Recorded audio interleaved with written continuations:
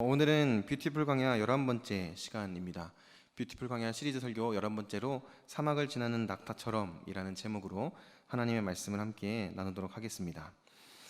여러분, 사막하면 어떤 이미지가 딱 떠오르시나요? 사막, 모래로 이렇게 언덕이 이루어져 있고 뜨거운 햇볕이 내리쬐는 이 굉장히 삭막한 풍경이 떠오르시죠? 마치 우리가 성경을 통해서 잘 알고 있는 광야를 떠올리는 것처럼 사막도 마찬가지로 황량하고 메마른 땅, 그리고 온통 모래만 가득한 땅이 이 사막입니다. 사막에서 가만히 서 있는 것조차도 참 힘들다라고 이야기를 해요. 모래가 우리가 일반적으로 백사장에서 밟는 모래보다 더 곱고 입자가 더 얇기 때문에 사막에서는 일반적으로 가만히 서 있는 것도 힘들다고 합니다. 발이 푹푹 빠지고 계속해서 가라앉기 때문에 움직이는 게 참 힘들다라는 거예요. 그래서 사막에서 이동하는 일은 사막을 지나는 모든 사람들에게 있어서 큰 숙제라는 거죠.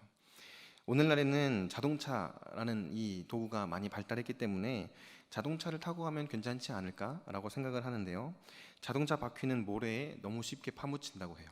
그리고 일반적으로 사람들이 타고 다니는 이동수단인 말 같은 것을 타고 다니면 말 발굽이 모래에 계속해서 빠져들어서 말이 제대로 걷지를 못한다고 합니다.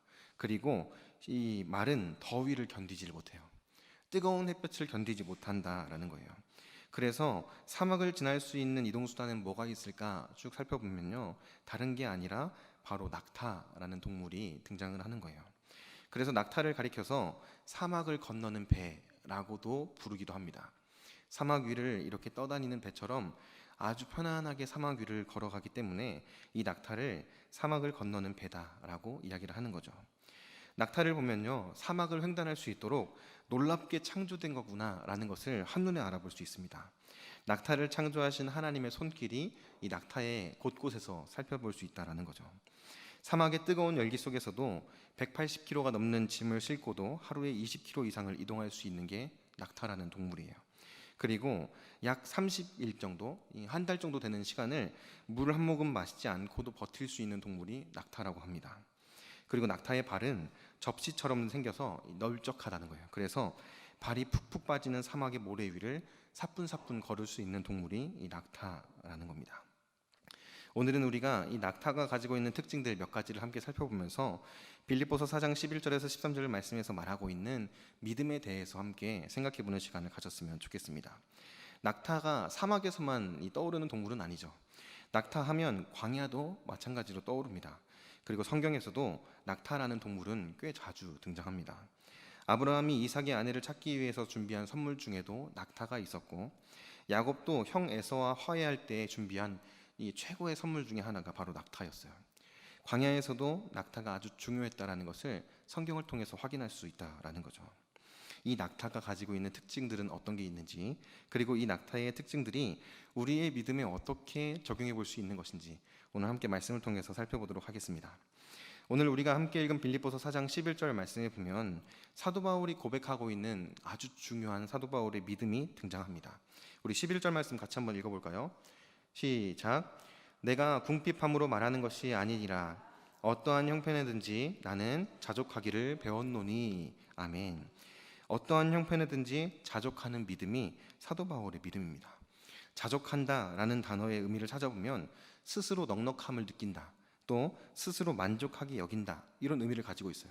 그러니까 어떠한 형편에든지 넉넉하다는 거죠. 어떠한 형편에든지 내가 가진 것에 만족하는 믿음이 이 사도 바울이 고백하고 있는 자족하는 믿음이라는 겁니다. 우리가 잘 알고 있듯이 사도 바울은 인생의 극과 극을 다 경험한 사람이에요. 여러분들 사도 바울이 어떤 사람인지 잘 아시죠? 사도 바울은 날 때부터 좋은 형편의 집안에서 태어났습니다. 오늘날에 우리 한국 사회에서 생각해 보면 말 그대로 금수저예요. 금수저를 물고 태어났다라고 얘기를 하잖아요. 그렇게 좋은 집안에서 태어나서 최고의 엘리트 교육을 받고 자라났던 게 이 사도 바울이었어요. 그러니까 세상적으로 좋은 것들, 세상적인 어떤 지위, 세상적인 어떤 사람들의 관심과 인정, 이런 것들 사도 바울은 다 경험해 봤다는 거예요. 그리고 예수님을 만난 후에 복음을 전하기 위해서 사도 바울이 살았던 모습들을 살펴보면 이와 반대로 이 극단을 달리고 있어요. 어떤 모습입니까? 복음을 전하려고 굶습니다. 그리고 복음을 전하려고 매를 맞고요. 복음을 전하기 위해서 감옥에 갇히고 배가 파손당하는 것도 여러 번 경험합니다. 그리고 이 외에도 수많은 고생들을 너무나 많이 했던 것이 사도 바울의 인생이에요. 지역교회가 헌금으로 준 이 재물을 가지고 간간히 생활하기도 했고 그물 깁는 일을 하면서 생활하기도 했던 게 바울이었다는 거죠. 뭐 경제적인 것을 이야기하는 것뿐만이 아니라 육체적인 것도 그렇고 또 믿음에 있어서 영적인 부분에 있어서도 그렇고 이 신앙생활의 극과 극을 다 경험해봤던 사람이 바로 이 사도 바울이라는 인물이죠. 그리고 이 사도 바울은 그렇기 때문에 인생에 있어서 풍요로움과 인생에 있어서의 비천함이 우리의 인생에 있어서 항상 마치 바닷물이 밀물과 썰물로 들어갔다가 나왔다 하는 것처럼 반복해서 찾아온다라는 것을 이야기하고 있다는 거예요. 이런 상황에서 사도 바울이 고백하는 믿음이 무엇이겠습니까? 바로 자족하는 믿음이라는 거예요. 내가 모든 것들을 다 경험해봤고 나의 삶에서 다양한 경험들을 하면서 내가 깨달은 것이 있다, 내가 배운 것이 있다. 그게 무엇이냐? 바로 자족하는 믿음이다 라는 것을 이야기하고 있다는 겁니다. 11장에서 말하는 자족하는 믿음을 이야기할 때 그 앞에 나오는 표현이 있어요. 그게 어떤 표현이냐면요, 어떠한 형편에든지 라는 표현이에요. 어떠한 형편에든지 자족하는 믿음을 사도 바울은 소유한 사람이었다라는 거예요. 심지어 사도 바울이 지금 이 빌립보서를 쓰고 있는 상황은 어떤 상황이냐면요, 로마의 감옥에 갇힌 상황이에요. 감옥에 갇혀서 빌립보 교회의 교인들에게 편지를 쓰는데 나는 괜찮다라고 지금 이야기를 하고 있는 거예요. 사실 로마의 감옥에 갇혔다는 것은 생명을 보장할 수가 없다는 것을 의미해요. 언제 죽어도 이상할 게 없는 상황이 지금 이 상황인 거죠. 그런데 그런 상황에 사도 바울이 뭐라고 고백합니까? 나는 어떠한 형편이든지 만족한다. 나는 지금도 괜찮다라고 사도 바울이 지금 고백하고 있는 거예요. 이 사도 바울의 믿음이 바로 하나님께서 우리를 향해서 원하시는 믿음의 모습이라는 겁니다.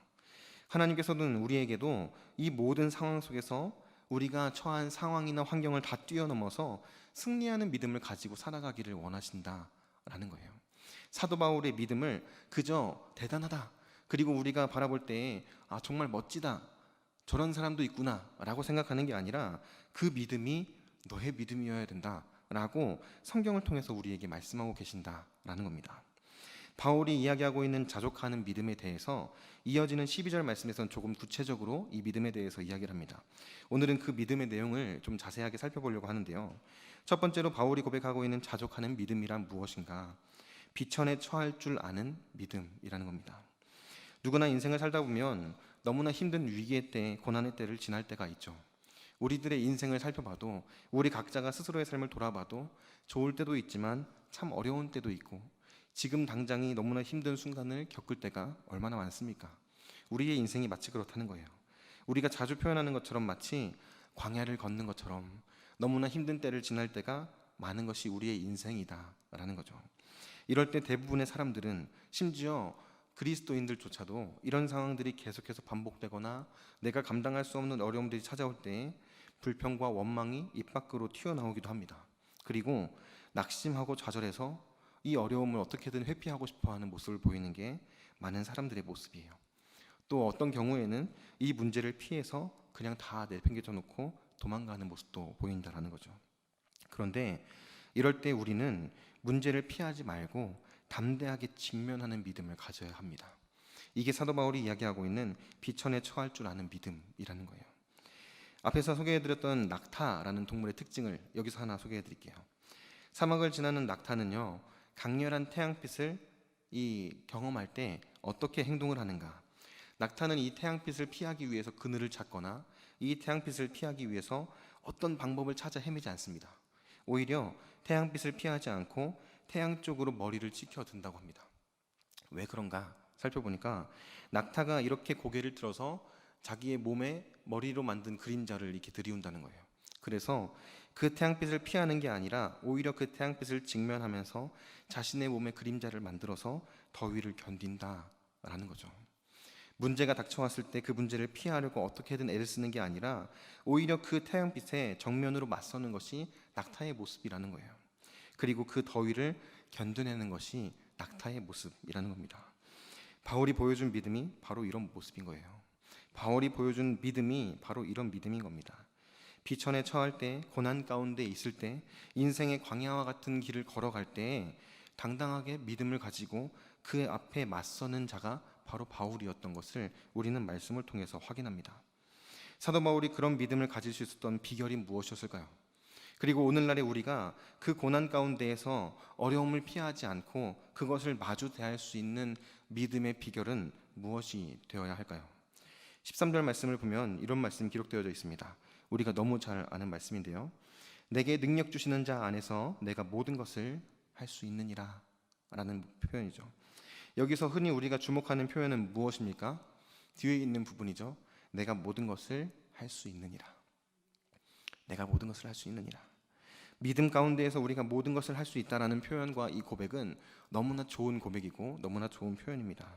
그런데 오늘날의 한국 교회 안에서 이 표현이 너무나 잘못 사용되는 경우들을 많이 봐요. 나의 욕심을 위해서, 내가 원하는 것을 이루기 위해서 이 말씀을 가져다가 이용하는 거예요. 내가 원하는 무엇인가를 이루기 위해서, 그래 말씀에 이렇게 기록되어져 있으니까 내가 원하는 것, 내가 원하는 어떤 세상에서 받는 인정, 내가 원하는 좋은 대학에 진학하는 것, 내가 원하는 좋은 직장에 취직하는 것, 이거 할 수 있어. 이렇게 이 말씀을 이용하는 거예요. 그런데 그렇게 그 말씀을 가지고 나름대로 공부를 하거나 뭔가를 준비해서 원하는 것을 이루기 위해 달려갔던 사람들의 많은 경우에 어떤 모습을 보였습니까? 내가 원하는 것이 성취되었을 때는 이제 됐구나, 내가 원하는 게 이루어졌어 라고 하면서 더 이상 기도하지 않아요. 더 이상 예배를 드리지 않습니다. 하나님의 은혜 가운데 나오지 않는 모습들이 너무 많이 있었다라는 거예요. 반대로 내가 원하는 것이 이루어지지 않았을 때는 어떻습니까?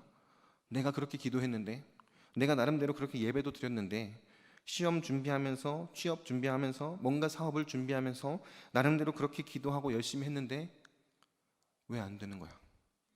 하나님이 진짜 살아계신 거 맞을까? 이런 하나님 난 더 이상 믿지 않겠어.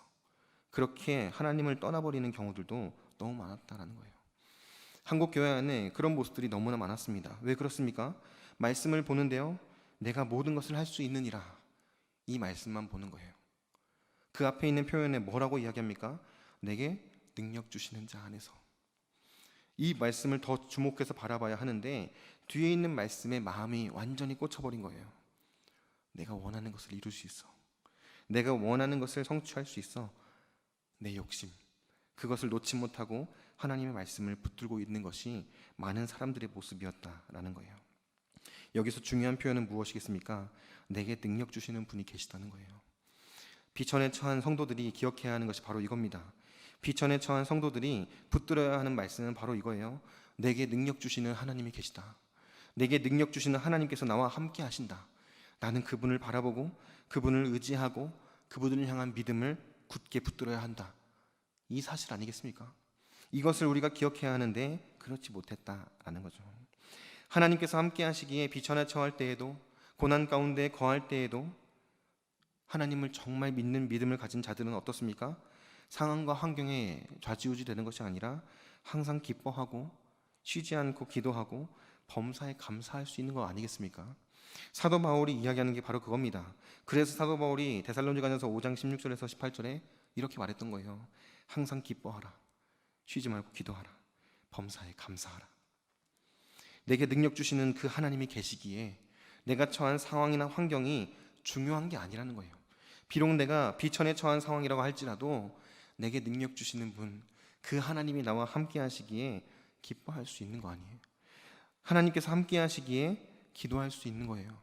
하나님께서 나를 떠나지 아니하시고 함께 하시기에 범사에 감사할 수 있는 겁니다. 우리가 사도 바울이 이야기하는 이런 내용들을 볼 때, 내 삶을 보면 어떻게 기뻐할 수 있어? 내가 처한 문제들을 바라보면 어떻게 감사할 수 있어? 라고 이야기하는 건요, 사실 내게 능력 주시는 분, 그 하나님을 향한 믿음이 온전치 못하기 때문일 수도 있다라는 거예요. 내게 능력 주시는 그 하나님을 바라볼 때 하나님의 사람들은 내가 살아가는 삶에 날씨가 흐리든 날씨가 어둡든 상관없이 감사하는 사람들이라는 거예요. 모든 상황이 하나님의 섭리 가운데 있음을 믿기 때문에 내가 겪고 있는 지금 이 비천함도, 내가 겪고 있는 지금 이 어려움들도 하나님의 손길 안에서 아름답게 빚어져가는 과정이다 라는 믿음을 가지고 지금 내게 주신 모든 것이 하나님께서 나에게 주신 최선의 것, 하나님께서 나에게 주신 최고의 것이라는 믿음을 가져야 한다라는 거죠. 사도 바울에게는 바로 이 믿음이 있었던 거예요. 그래서 복음 때문에 매를 맞을 때에도, 복음 때문에 생명의 위협을 느낄 때에도, 복음 때문에 말 그대로 죽다가 살아나는 그 순간에도 사도 바울의 입술에서 터져 나오는 것은 원망이나 불평이 아니었어요. 감사함이었어요. 기쁨이었습니다. 그리고 다시 그 복음 들고 힘차게 세상을 향해 나아갈 수 있었다라는 거예요. 하나님께서 원하시는 믿음이 바로 이런 겁니다. 오늘날의 이 현대 사회를 살아가는 우리들에게도 마찬가지죠. 사도 바울이 보여주는 그 믿음이 나의 믿음이 되어야 할 줄로 믿습니다. 그 믿음이 여러분들의 믿음이 되어야 할 줄로 믿습니다. 아멘. 믿으십니까? 그 믿음이 우리들의 믿음이 되어야 한다는 거예요. 사도 바울이 자족한다라고 말할 때 첫 번째 자족하는 믿음은 바로 이 비천에 처한 믿음이었습니다. 두 번째로 사도 바울이 보여주고 있는 자족하는 믿음은 풍부에 처할 줄 아는 믿음입니다. 우리 인생 가운데 비천이나 궁핍의 때뿐만이 아니라 풍요의 때도 있죠. 풍요의 때라고 말하면 모두가 인정할 만큼 뭔가 많은 돈을 벌게 되거나 모두가 인정할 만큼 성공한 인생을 살아가는 것만 생각하는데 사실 그런 건 아니죠. 사람마다 다 각자에 맞게 하나님께서 풍부에 처하는 상황들을 주실 때가 있어요. 필요한 만큼 채워주시고 필요한 만큼 복을 주실 때가 있다는 거죠. 그때를 말하는 겁니다. 그때가 바로 풍요의 때예요. 그런데 이 풍요의 때가 우리의 삶 가운데 있을 때 우리는 항상 주의해야 한다는 거예요. 고난의 때에 믿음을 지켜내다가 풍요의 때에 믿음을 잃어버리는 사람들이 얼마나 많습니까? 성경에도 보면 이스라엘 백성들의 모습이 그랬죠. 광야길을 걷는 이스라엘 백성들 어땠습니까? 고난 가운데에서 하나님께서 은혜 주시죠. 그 은혜를 경험했어요. 그런데 그 은혜를 경험했음에도 불구하고 다시 하나님을 원망하기도 하고 하나님을 원망하면서 차라리 광야가 아니라 애굽에서 죽었으면 좋았겠다라고 말하는 믿음 없는 모습을 보이는 게 이스라엘 백성들의 모습 아닙니까? 그리고 오늘날의 우리들의 삶을 돌아봐도 마찬가지죠. 고난의 때에 정말 철저하게 믿음을 지켜내고 씨름하다가 풍요로워졌을 때 쉽게 시험에 드는 게 우리들의 모습이라는 거예요. 왜 그럴까요? 오히려 풍요로워졌는데 그러면 더 잘 믿고 더 감사하고 더 기뻐해야 함에도 불구하고 왜 그렇게 쉽게 넘어지는 걸까요? 우리가 그런 존재이기 때문이죠. 쉽게 넘어질 수 있는 연약한 존재가 바로 저와 여러분들이기 때문이에요. 고린도전서 10장 12절에서는 그래서 이렇게 말합니다. 선줄로 생각하는 자는 넘어질까 조심하라. 경고하는 거예요. 선줄로 생각하는 자는 항상 넘어질까 조심해야 된다. 풍요의 때에 조심해야 할 것을 꼽아본다면 크게 두 가지 정도를 이야기할 수 있을 것 같습니다. 풍요의 때에 조심할 것은요, 첫 번째로는 교만이에요. 교만을 조심해야 됩니다. 사람이 성공하면 인간의 본성을 따라서, 이 죄악된 본성을 따라서 쉽게 교만해집니다. 성공하고 뭔가가 잘 되기 시작하면 쉽게 교만해져요. 그리고 연결되는 것이 무엇이 있는 줄 아십니까? 감사를 잃어버려요. 쉽게 교만해져 버리고 감사를 잃어버립니다. 그러면서 어떻게 생각하는 줄 아세요? 풍요로워진 게 내 덕이라고 생각하는 거예요. 지금 이렇게 내가 잘 되는 거 내가 정말 열심히 했기 때문이지 라고 생각하는 거예요. 내가 지금 뭔가 문제를 해결하고 더 잘 나아가는 것이 내 노력 덕분이고 내가 열심히 뭔가를 계획했기 때문이고 내가 뭔가를 잘 선택했기 때문이라고 생각하는 겁니다. 그렇게 교만하게 되어가는 거예요. 자연스럽게 하나님 덕이라고 생각하지 않기에 감사를 잃어버려요. 하나님을 바라보지 않습니다. 삶에서 아쉬운 게 없어지기 시작해요. 모든 것이 잘 풀리고 모든 것이 잘 되어가는 과정 가운데에서 더 이상 부족한 것이나 아쉬운 게 없어져 가는 것을 경험해요. 그러면 자연스럽게 기도도 하지 않고 예배 생활도 점점 차갑게 식어져 가요. 그게 우리들이 보여주고 있는 너무나 많은 믿음을 가지고 살아가는 그리스도인들의 모습 중에 하나라는 거예요. 이렇게 교만해지기 시작하면 하나님과의 관계에 문제가 생기기 시작합니다.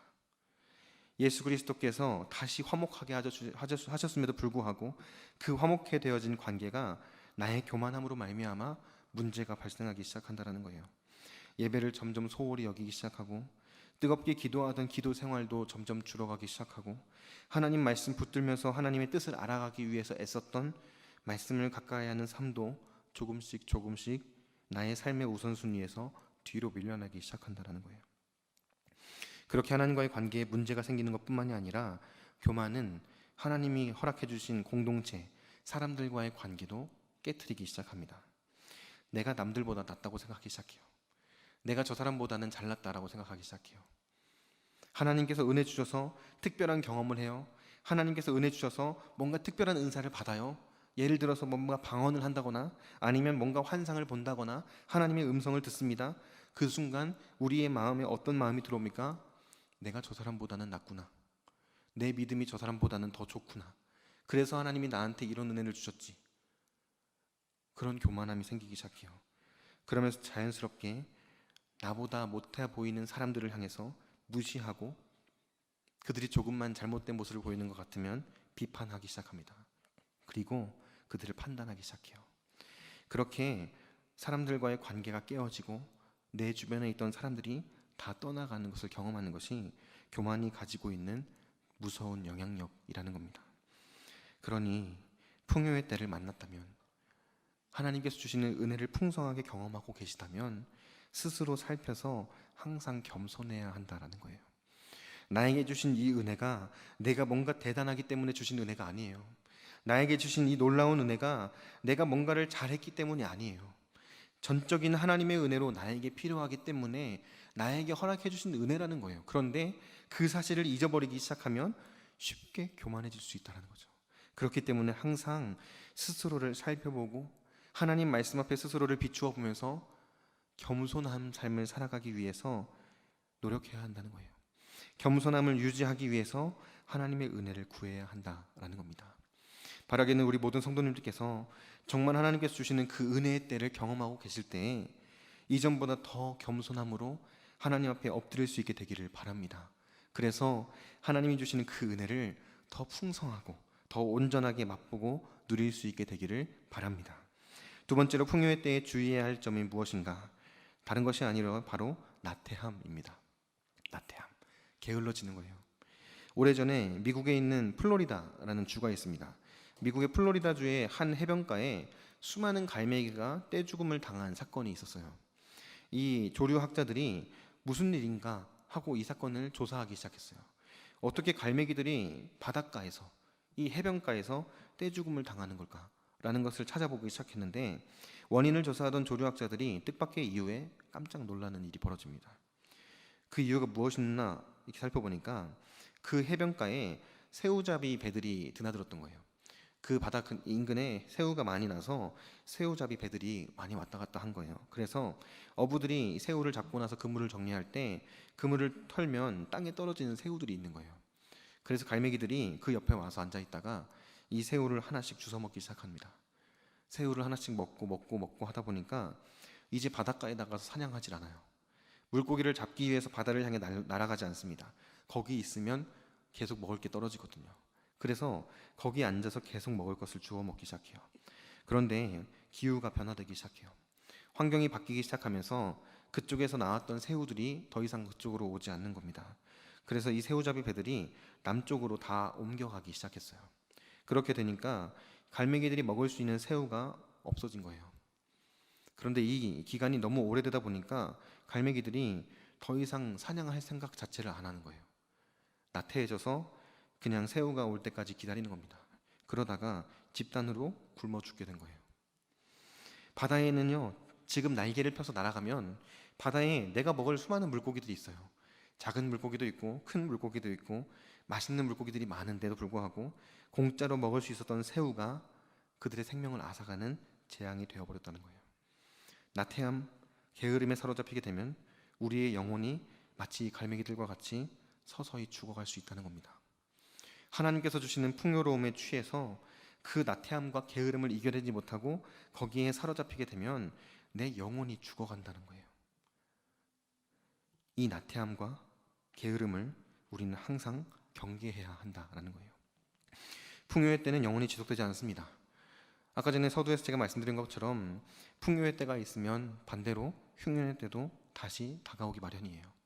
밀물과 썰물이 들어오고 나가는 것처럼 풍요로운 때가 있다면 마치 정말 척박한 광야의 땅을 걷는 것처럼 이 어려운 상황, 비천의 때가 또한 다가올 수 있다라는 겁니다.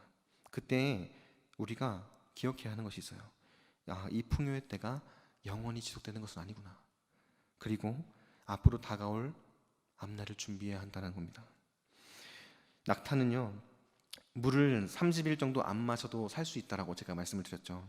이 낙타는요, 어떻게 그럴 수 있는가 살펴보니까 낙타는 많은 물과 영양분을 저장할 수 있는 신체 구조를 가지고 있습니다.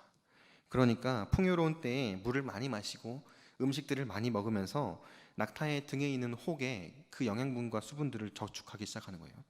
낙타의 등에 이 혹이 2개 정도 이렇게 튀어나와 있잖아요. 일반적으로 이 혹이 지방으로 이루어져 있습니다. 그러니까 낙타가 이 지방을 분해해서 영양소를 얻고 수분을 공급받는 거예요. 먹지 않고 마시지 않을 때 뜨거운 태양빛이 내리칠 때 이 사막에서 이 지방에 있는 영양소를 통해서 영양분을 공급받는다라는 거죠. 그리고 이 낙타가 물을 마실 때 한 번에 얼마나 마시는 줄 아십니까? 50리터씩 마셔요. 물을 50리터 이상을 마십니다. 그러니까 우리가 일반적으로 마시는 이 생수병, 이게 500ml거든요. 이 생수병을 100개 이상 마시는 거예요. 한 번에. 엄청 마시죠. 어마어마하게 많이 마십니다.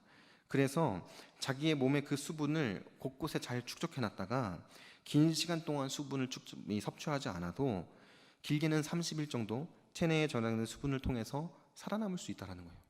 그래서 이 광야길 같은 곳, 그리고 사막길 같은 곳을 잘 헤쳐나갈 수 있는 동물이 바로 이 낙타라는 겁니다. 오아시스를 만날 때 그래서 낙타가 어떻게 하겠습니까? 마실 물을 만날 때 물을 충분히 마시는 거예요. 먹을 수 있을 때 음식을 충분히 섭취하는 겁니다. 풍요의 때를 만난 우리도 마치 이 낙타가 그러는 것처럼 영생하도록 솟아나는 생명수 되시는 하나님께로 나아가서 그 하나님이 주시는 생명수를 풍성하게 공급받는 삶을 살아야 돼요. 나에게 주시는 은혜의 때에 그 은혜를 풍성하게 공급받는 자들이 되어야 한다라는 겁니다.